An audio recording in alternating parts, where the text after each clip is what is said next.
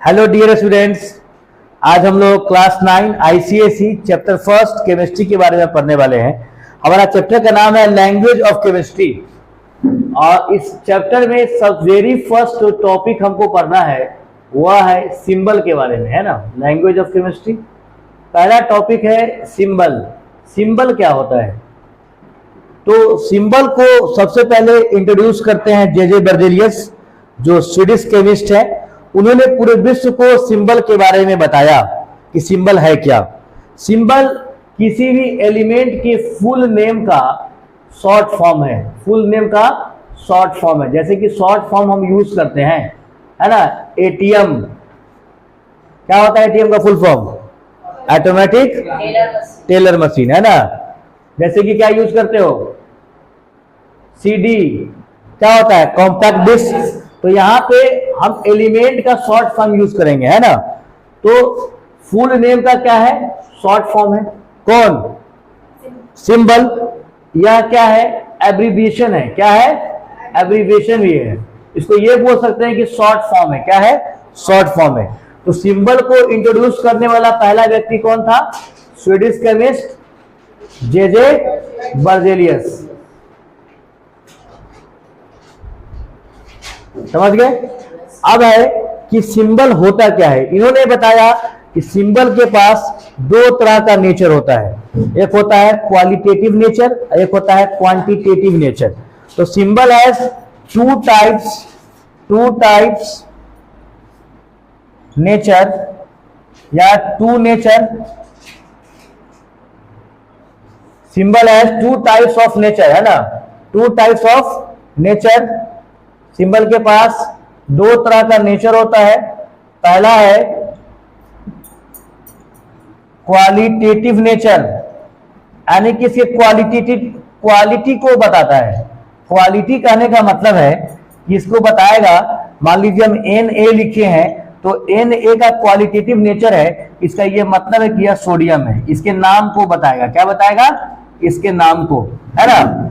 Qualitative मतलब गुण। तो Na का गुण क्या है? कि यह सोडियम है। अब दूसरा इसका नेचर है क्वांटिटेटिव नेचर। क्वांटिटेटिव का मतलब होता है क्वांटिटी। क्वांटिटी कहने का मतलब है कि कितनी मात्रा में वो मौजूद है, और जितनी मात्रा में है तो उसका वजन कितना है। मान लो हमने लिखा Na, इसका एक मतलब है कि 1 एटम ऑफ सोडियम। सोडियम का कितना एटम है? एक एटम है। 1 एटम ऑफ सोडियम। और हम ये बताएंगे कि सोडियम के एक एटम का एटॉमिक वेट कितना है ना। ये इसका बताएगा quantitative nature. 23 AMU atomic mass unit. Okay, अब हम चलेंगे मेनली कि सिंबल को। दूसरा बात, मेनली सिंबल हम लिखते कैसे हैं। मेनली हम सिंबल लिखते कैसे हैं। तो सिंबल हम लिखेंगे कैसे? देखो इधर, पहला कभी सिंगल हम फर्स्ट लेटर एलिमेंट के लिखते हैं। जैसे कि देखो फर्स्ट लेटर ऑफ एलिमेंट। जैसे कि फर्स्ट लेटर एग्जांपल के तौर पे कार्बन हमने लिखा, तो कार्बन को हम C से डिनोट करते हैं। कभी कभी हम क्या करते हैं? फर्स्ट और सेकेंड दोनों को साथ में लेके लिखते हैं। फर्स्ट और सेकेंड लेटर दोनों को साथ में लिखते हैं। जैसे कि कोबाल्ट CO, निकेल Ni, है ना, साथ में लेके लिखिए निकेल का। कोबाल्ट का क्या लिखते हैं? CO, है ना। और कभी कभी क्या करते हैं? हम लैटिन नेम में लिखते हैं। लैटिन नेम, है ना, लैटिन नेम में लिखते हैं। समझ गए? लेकिन अब इसके बाद जो हमारा इंपॉर्टेंट टॉपिक है वो क्या है? हमारा वैलेंसी। वैलेंसी बहुत इंपॉर्टेंट है। वैलेंसी को हमको समझना पड़ेगा, है ना। जैसे कि लैटिन नेम की बात करोगे, सोडियम का क्या होता है? Na होता है। तो Na इसका सिंबल है, तो इसका लैटिन नेम क्या होगा? नाइट्रियम। क्या होगा? नाइट्रियम, है ना। अब हमारा जो मेनली टॉपिक है वो क्या है? वैलेंसी। मोस्ट इंपॉर्टेंट टॉपिक, है ना।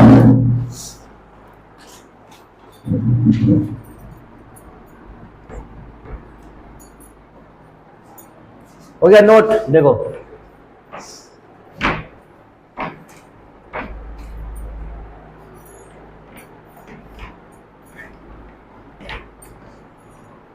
देखिए वैलेंसी टॉपिक के अंदर हमको बहुत सारा टॉपिक मिलेगा। वैलेंसी टॉपिक के अंदर बहुत सारा टॉपिक मिलेगा।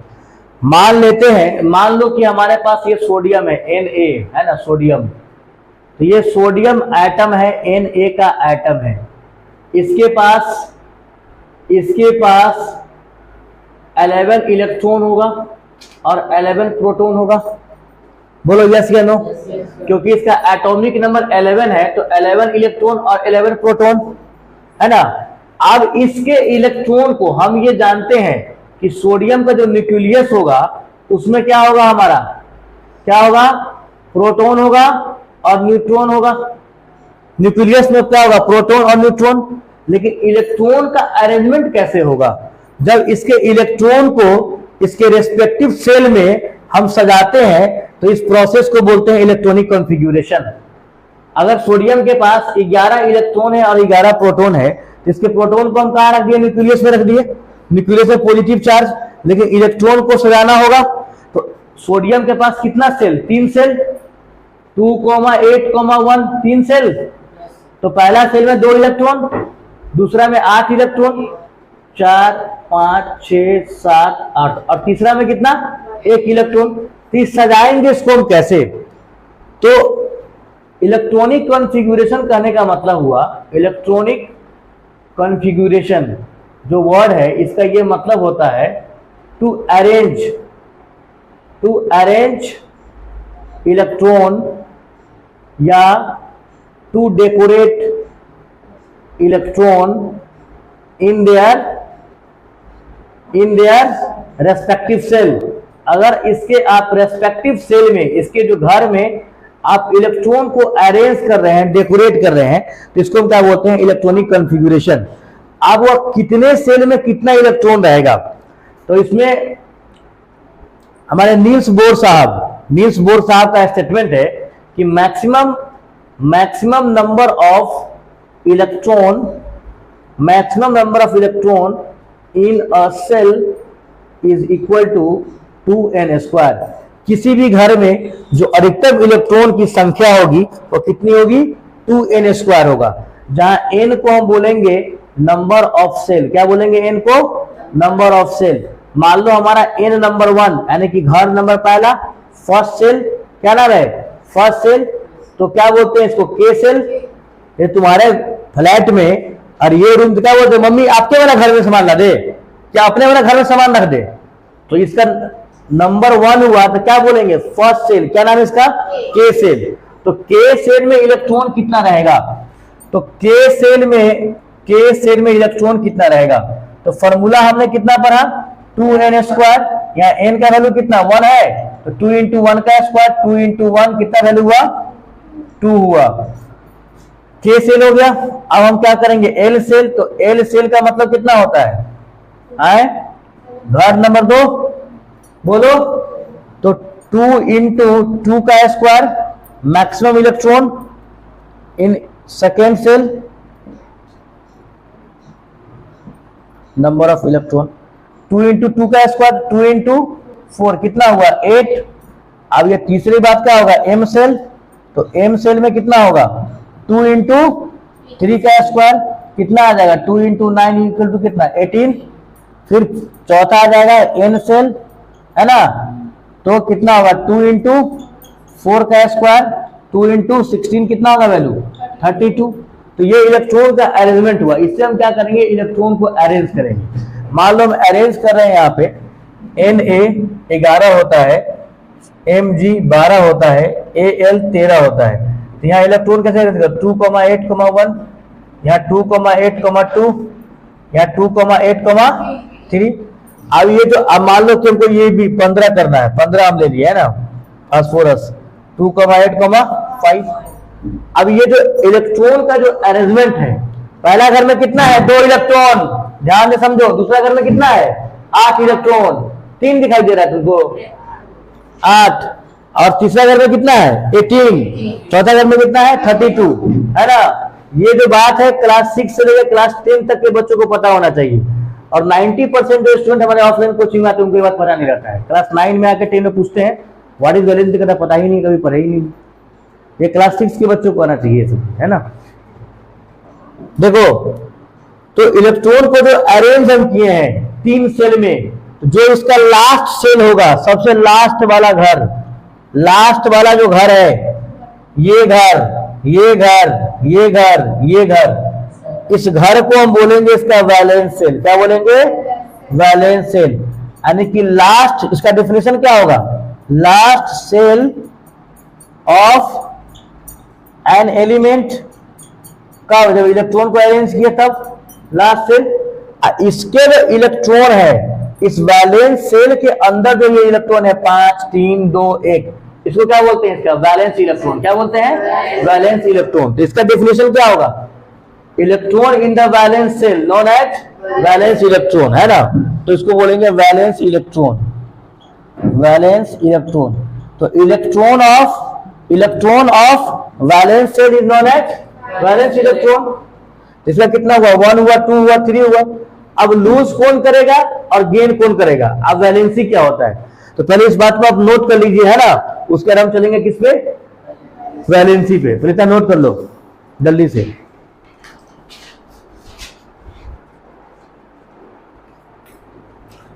अब हमारा टॉपिक है वैलेंसी। तो वैलेंसी का जो डेफिनेशन आपको बुक में दिया होगा, लिखा होगा combining capacity of an element. Combining capacity, तो combining capacity of an element से इसका डेफिनेशन हमको पता नहीं चला, है ना? ये किताबी लैंग्वेज हो गया। मोटा मोटी बात समझो, कोई भी एलिमेंट, कोई भी एटम अपने स्टेबिलिटी को अचीव करने के लिए जितना इलेक्ट्रॉन का लूज करता है या जितना इलेक्ट्रॉन का गेन करता है, वो उसका नंबर ऑफ इलेक्ट्रॉन क्या कहता है? उसका वैलेंसी कहलाता है। जैसे कि एग्जांपल के तौर पे हम सोडियम ले रहे हैं, तो 2, Na है ना, 2, है ना, 2, 8, 1 और Cl लिए तो 2, 8, 7, बिकॉज इसका एटॉमिक नंबर 11, इसका कितना 17।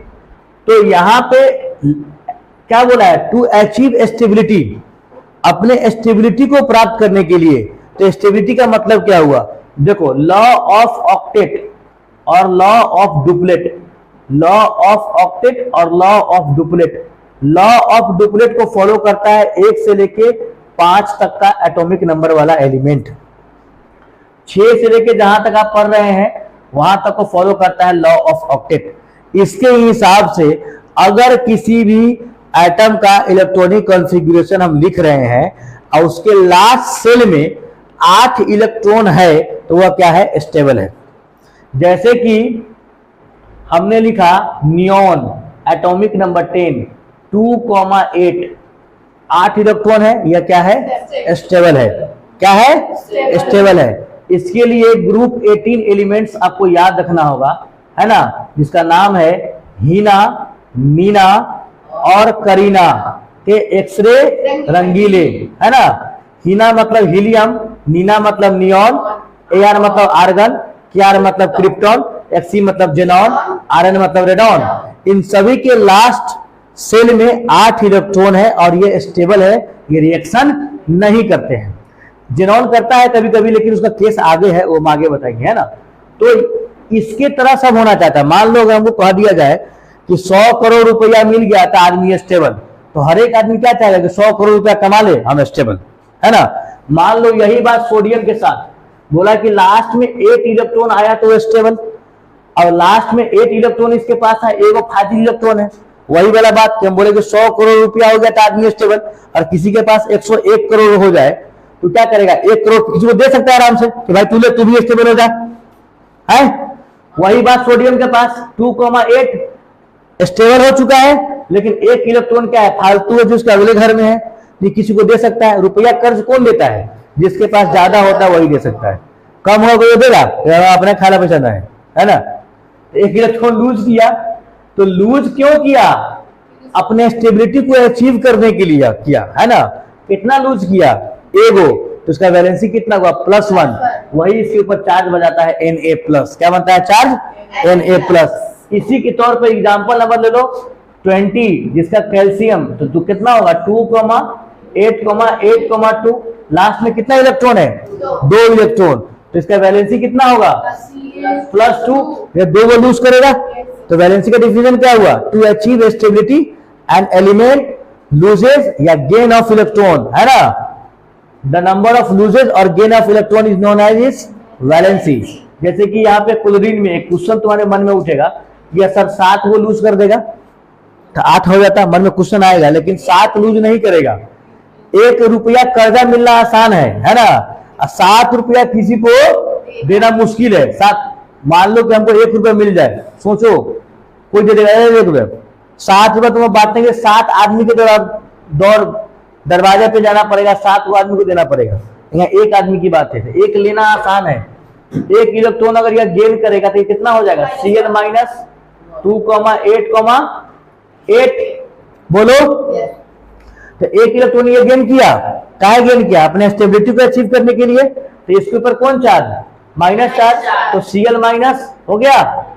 तो ये इसका वैलेंसी कितना हुआ, -1 वैलेंसी हुआ। जितना चार्ज अगर -1 है इसका मतलब कितना, 1 इलेक्ट्रॉन यह गेन करना है ना। अगर +1 है इसका +2 है इसका क्या मतलब कि 2 इलेक्ट्रॉन लूज कर रहा है। बात को समझ रहे हो ना। तो वैलेंसी का डिफिनेशन क्या होगा, टू अचीव स्टेबिलिटी, लिखो to achieve stability an element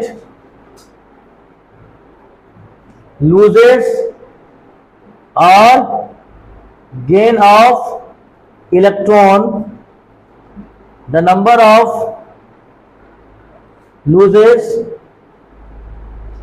or gain of electron is known as its valency। इसके वैलेंसी को बोलते हैं ना। या आप ये भी बोल सकते हैं कि combining capacity of an element is known as valency, है ना। समझ गए, ये डिवीजन पूरा क्लियरफाई कर देता है ना। तो वैलेंसी टॉपिक समझ में आ गया सबको, वैलेंस इलेक्ट्रॉन समझ में आ गया, वैलेंस सेल समझ में आ गया होगा, है ना। लॉ ऑफ ऑक्टेट समझ में आ गया होगा, लॉ ऑफ डुप्लेट समझ में आ गया होगा, है ना। चलो ओके। हाँ, एक बड़ी बात और, एक सबसे इंपॉर्टेंट बात है कि पकड़ने की बात। देखो जिसके लास्ट सेल में, देखो जिसके लास्ट सेल, इंपॉर्टेंट बात है, जिसके लास्ट सेल में यानी कि वैलेंस सेल में 1,2,3 इलेक्ट्रॉन हो, वह क्या करता है, लूज करता है। वह क्या होता है, मेटल होता है। उसका वैलेंसी अगर 1 लूज किया तो +1, अगर 2 लूज किया तो +2, 3 लूज किया तो +3। लूज करता है, मेटल होता है और इलेक्ट्रोपॉजिटिव आयन बनाता है। क्या बनाता है, इलेक्ट्रोपॉजिटिव आयन। ये बात को याद रखिएगा, समझ गए, 1 2 3 वाले के लिए। अब आगे हम चल रहे हैं, देखो 1 2 3 हो गया ना। अब आगे देखो, जिसके लास्ट में 5 6 7 हो, देखो 5 वाले को कितना चाहिए, -3 इलेक्ट्रॉन चाहिए, 3 गेन करेगा तो 8 होगा। 6 वाले को कितना चाहिए, -2 और 7 वाले को -1। तो जो इलेक्ट्रॉन को गेन कर रहा हो, गेन ऑफ इलेक्ट्रॉन, वो क्या होगा, वेरी गुड, वो क्या होगा, नॉन मेटल। क्या होगा, नॉन मेटल। कैसा आयन बनाएगा, electronegative, very good, electronegative ion बनाएगा, है ना। एग्जाम्पल के तौर पे Cl माइनस, देखते हो ना एग्जाम्पल अभी। चलो, और एक बात बच्चा क्वेश्चन पूछ रहा है कि सर 4 वाला क्या करेगा, तो 1 2 3 4 वाला क्या करेगा, शेयर करेगा। क्या करेगा, share electron, not loses not gain, है ना, नॉट लूजेस नॉट गेन। आगे हम लोग पढ़ेंगे बॉन्ड बनाएगा शेयर करके, है ना। हाँ, ये मेटलॉइड होगा। क्या होगा, मेटलॉइड होगा, है ना, मेटलॉइड होगा। 20 जगह पे कुर्सी रख दिया है, है ना। चलो ओके, ये टॉपिक समझ में आ गया, वेरी गुड। Okay students,